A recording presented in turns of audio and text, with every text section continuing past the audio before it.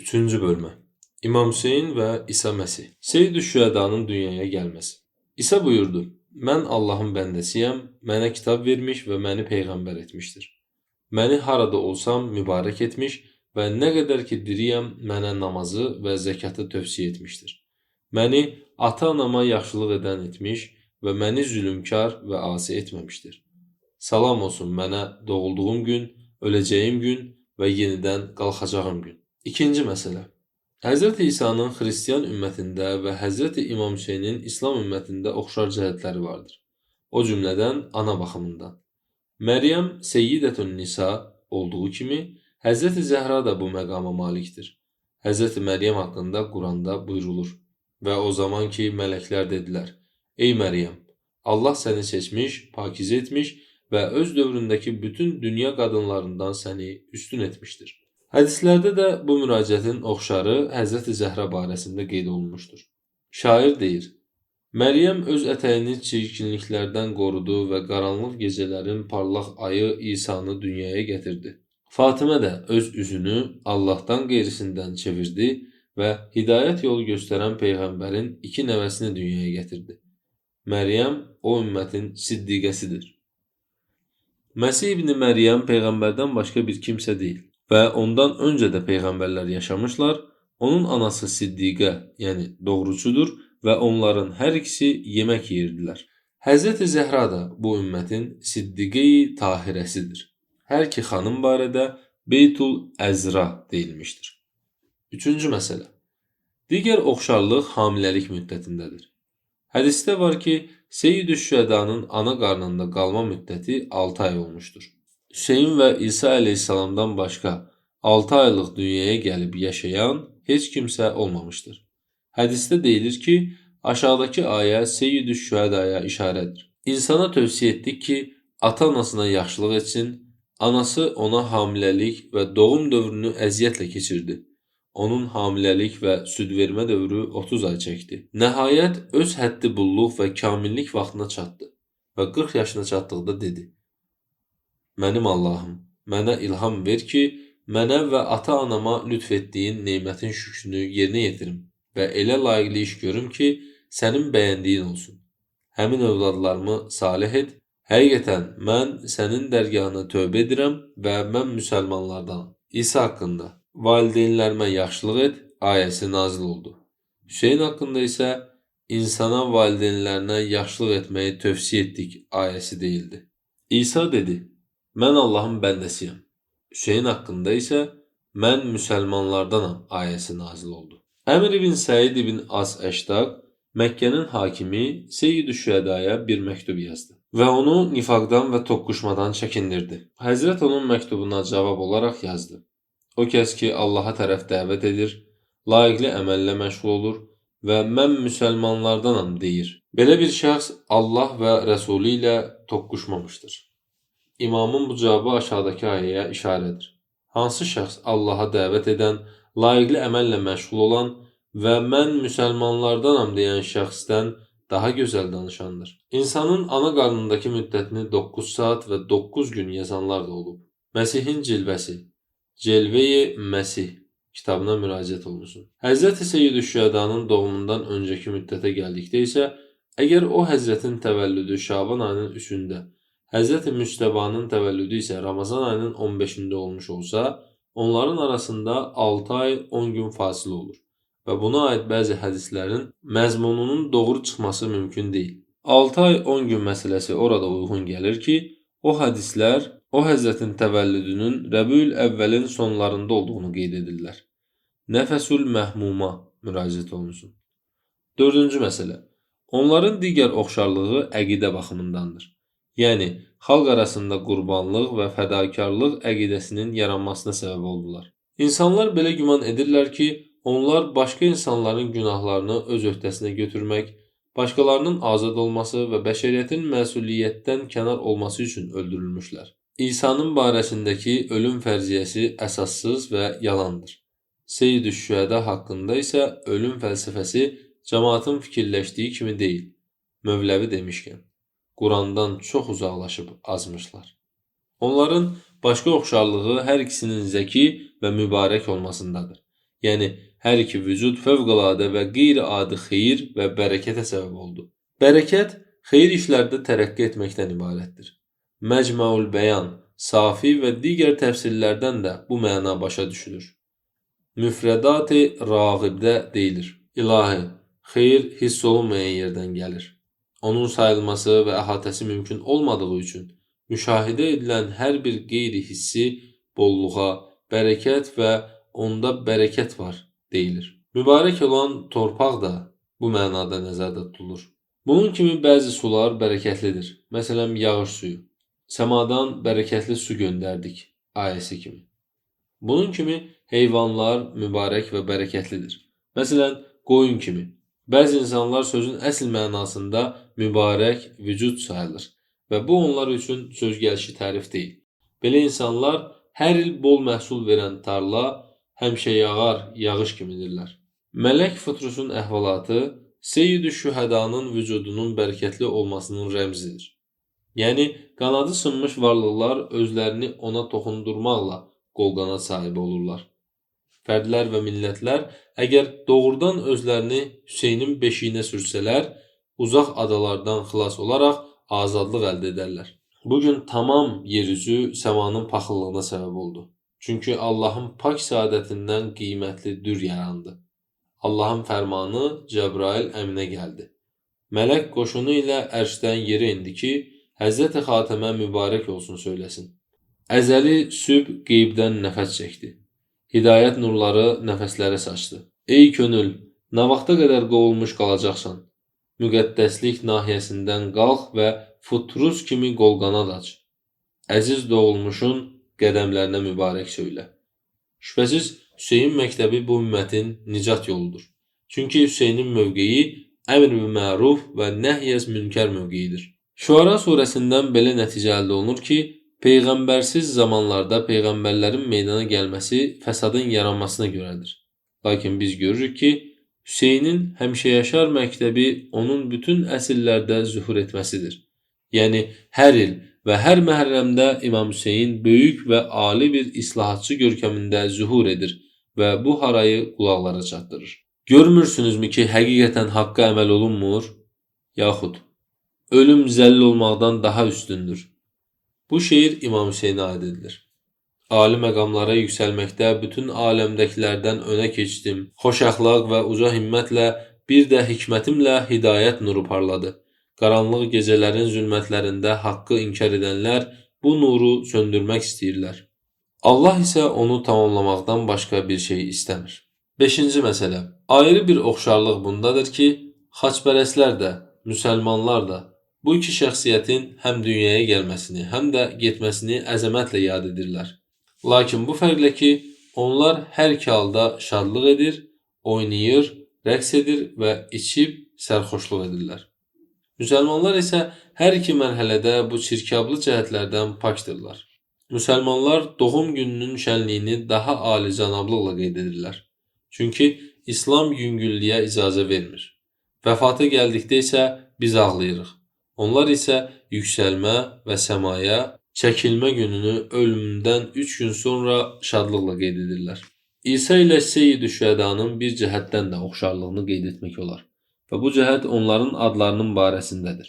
Yəni onlardan qabaq bu ad heç kəsə verilməmişdi. Bəlkə də bu cəhət İsa'ya yox, Yahyaya aiddir. Əgər belə olsa, oxşarlıq Hüseyn əleyhissalam ilə Yəhya arasında olur. Bu iki şəxs şəhadət baxımından da oxşardırlar. Çünki hər ikisi çox fəsadçı bir şəxsin əli ilə və əmr-bil-məruf və nəhy-əz-münkər üçün şəhid olunmuşdur. 6-cı məsələ. Onların arasında olan daha bir oxşarlıq Ənsar, köməkçilər və həvarilər baxımındandır. İsa ibn Məryəm həvarilərə dedi: Kim mənə Allaha tərəf yüksəlişdə kömək olacaq? Seyyid-i Şühəda da Aşura gecəsi öz həvarilərini seçdi. Ənvarul Bəhiyyə səhifə 45-də Musa ibn Cəfər əleyhissalamdan belə nəql olunur. Musa ibn Cəfər əleyhissalamın Hişama tövsiyələrində qeyd olunub ki, o Həzrət belə dedi: Hüseyn ibn Əli buyurdu: Yerin şərq və qərbində, dəniz və səhrasında, düzənlik və dağlarında, günəşin nur saçdığı bütün şeylər Allahın vəlisi və Allahın haqqında arif olan şəxsin yanında kölgə kimi bir şeydən başqa heç nə deyil. Bu çeynənmiş loxmadan əl çəkən bir azad insan tapılmırmı? Sizin üçün cənnətdən başqa qiymətli şey yoxdur. Belə isə özünüzü cənnətdən başqa şeyə satmayın. Hər kəs Allahın əvəzinə dünyaya təslim olsa, doğrudan da əskik və alçaq bir şeyə razı olmuşdur. Mövləvi Məsnəvinin 3-cü cildində Ruhul Qudüsün Məryəmə zahir olmasını ali tərzdə nəzmə çəkmişdir. İsa ilə oxşarlıqların toplusu. Ana Seyyidətün Nisa, Siddiqə, Bətul Ərza və mələklərin həmsöhbəti olmaları baxımından hamiləlik müddətində hamiləliyin ikrah hissi ilə olmasında valideynlərə yaxşılıq etmək məsələsində, fədailik əqidəsinin yaranmasında, mübarək olmaqda, doğum və vəfat tarixinin əzəmətlə yad olunmasında, adın təkrar olunmazlığına, ənsar və həvarilərdə və Yəhyə ilə şəhadət məsələsində. 7-ci məsələ. 5-ci sayda dedik ki, biz və xaçpərəstlər Həzrəti Seyyid-ü-Şühəda və Məsihin hər birinin doğum və öldürülməsini əzəmətlə yad edirik. Bu fərqlə ki, onlar hər iki mərhələdə bayram edirlər. Lakin biz təkcə doğum günündə bayram edirik və İmam Hüseynin şəhadətində isə yas saxlayırıq. Onlar isə öz etiqadlarına əsasən Məsihin öldürüldükdən sonra göyə qalxdığı günü bayram edirlər.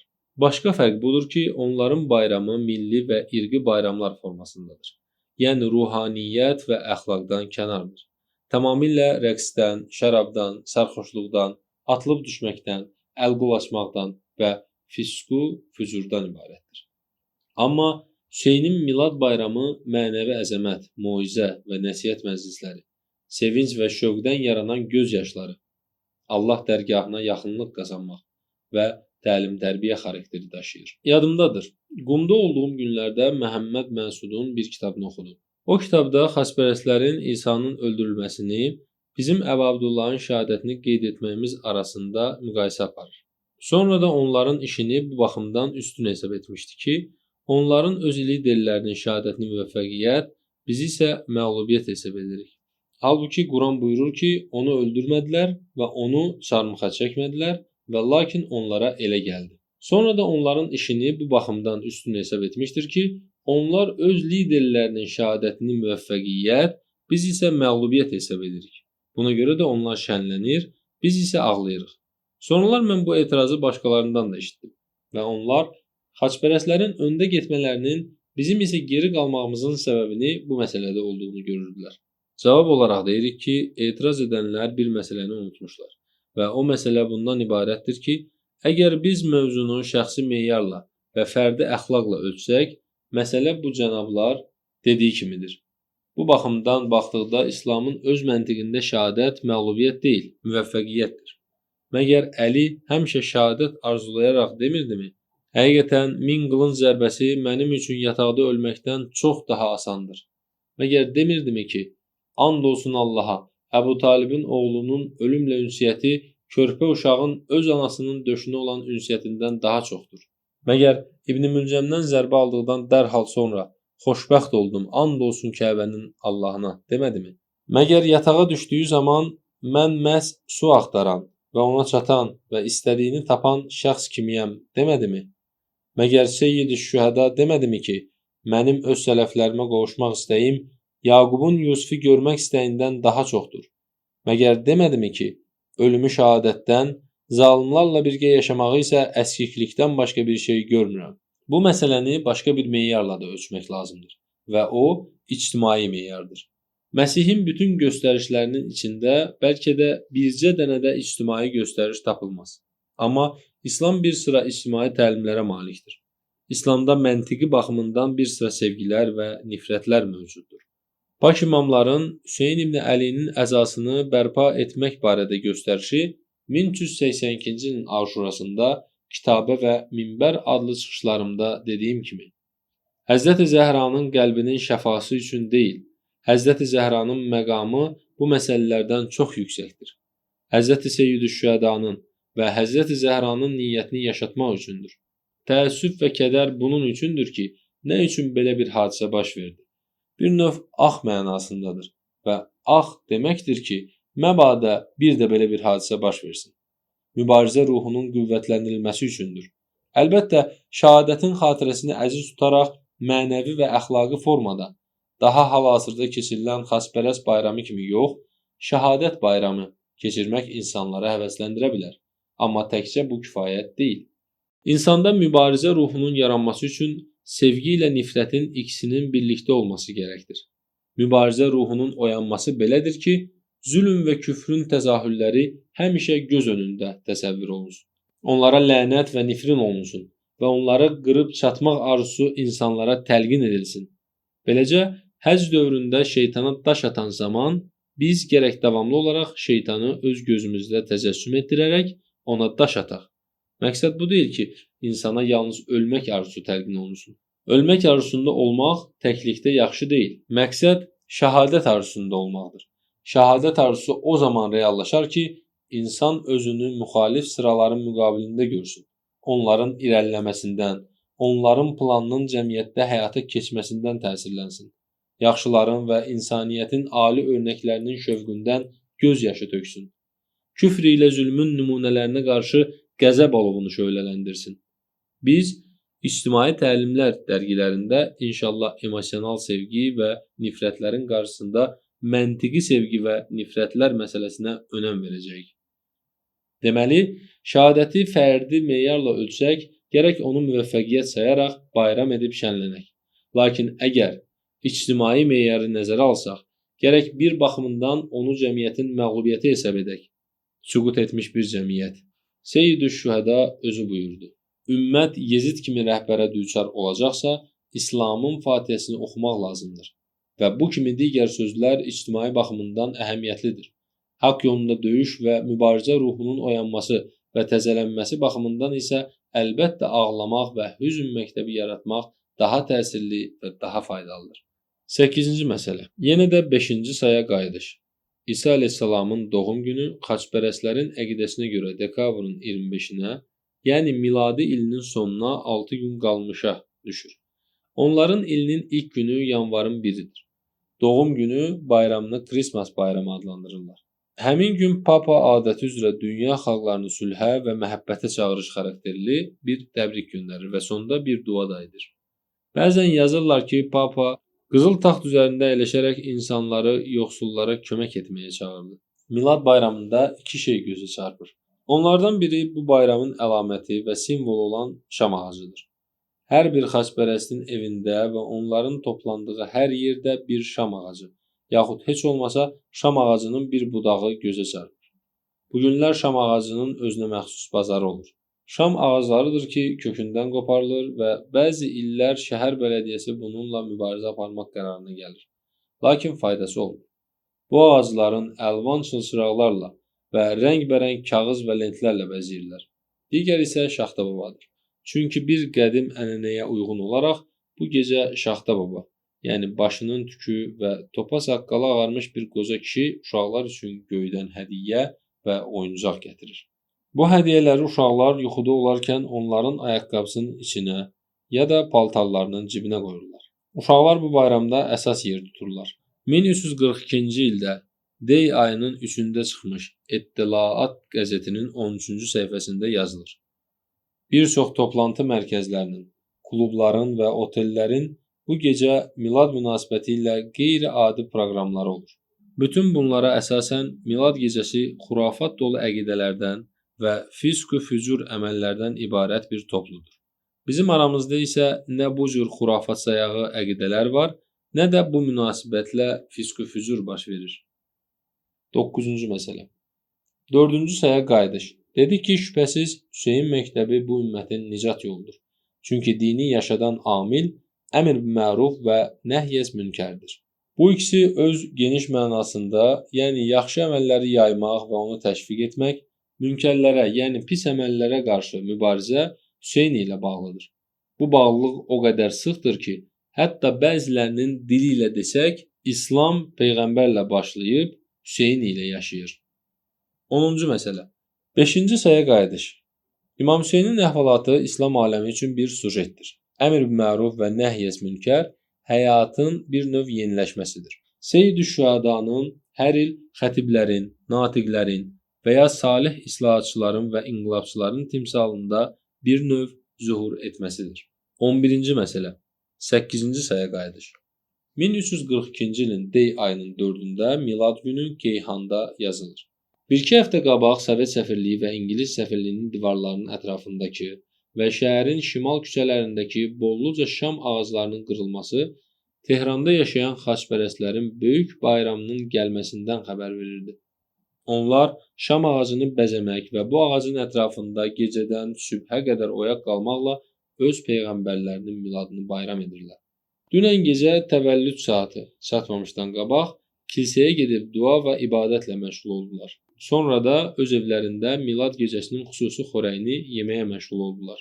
Hz. İsa'nın şam ağacının altında dünyaya gəlməsinə etiqad bəsləyən katoliklər bu ağacı müqəddəs bilirlər. Lakin Quran-ı Kərim açıq-aşkar şəkildə buyurur ki, xurma ağacının altında dünyaya gəlib. Xüsusilə milad gecəsi onu ən gözəl formada bəzəyirlər və bu ağac 9 saat sonra başlayacaq olan yanvar bayramının sonuna qədər mütəmadi şəkildə katoliklərin evini bəzəyir. Şaxta baba uşaqsayağı nağıllara əsasən gecə yarısı qızılıq kolyaskaya minmiş olduğu halda qarlı diyarlardan gəlir ki, uşaqlara hədiyyə gətirsin. Dünən gecə xaçpərəst uşaqlar öz corablarını sobanın başında və ya başqa nöqtələrdə gizlətdilər. Bunu ona görə edirlər ki, Şaxta baba öz hədiyyələrini onların corablarına qoysun və bu gün səhər bol sevinclə, ümumiyyətlə Məsihi ata-anaların öz uşaqları üçün hazırladığı bu hədiyyələri götürdülər. Nəzərə gəlir ki, bu cərəyan Məsihin ilahiliyinə etiqad köklərindən qidalanır və uşaqlara Məsihin ilahiliyinə etiqadı təlqin etmək üçün yaranmışdır. Dünən gecə Tehranın kafeləri də öz milad gecələrini belə yerlərdə keçirənlərlə dolu idi. Bir çox xaçpərəst olmayan Tehranlılar da ya öz xristian dostlarının dəvəti ilə, ya da dəvətsiz olaraq bu mərasimdə iştirak edirlər. Deməli, burada bu iki müqəddəs vücudun həqiqi şəxsiyyət baxımından bir sıra həqiqi oxşarlığı vardır və o oxşarlıqlar aşağıdakilərdən ibarətdir. A. Anası Seyyidətün Nisa Siddiqə, mələklərin həmsöhbəti Bətul Əzra. B. Hamiləlik müddəti. C. Hamiləlikdən ikrah hissi. D. Mübarək olmaq. Bir sıra oxşarlıqlar insanların onlardan suyu istifadə etmələri və ya onlar haqqında pis təsəvvürdə olmaqları baxımından olmuşdur. Bu baxımdan onların ikisi də bu ayənin bariz nümunəsidir. Onun vasitəsilə bir çoxlarını hidayət edir və onun vasitəsilə bir çoxlarını zəlalətə yuvarladır. Müraciət olunsun Əl-Mizanın 3-cü cildinin 320-ci səhifəsinə.